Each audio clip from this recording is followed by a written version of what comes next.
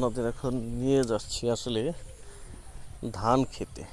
ধান ক্ষেত দেখাবো আজকে। খুব সুন্দর হয়েছে আমাদের এলাকার ধান ক্ষেতগুলো।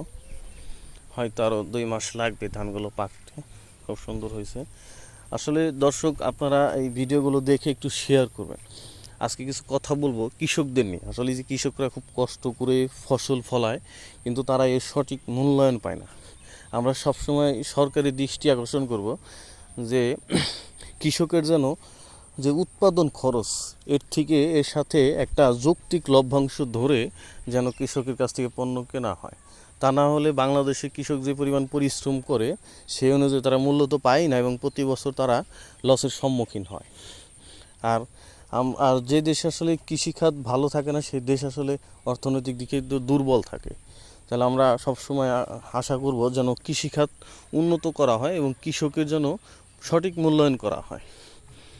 দেখেন দর্শক, ধানগুলো আসলে খুবই সুন্দর হয়েছে। আপাতত সবুজ আছে, হয়তো বা মাস 2 লাগবে, পেকে যাবে।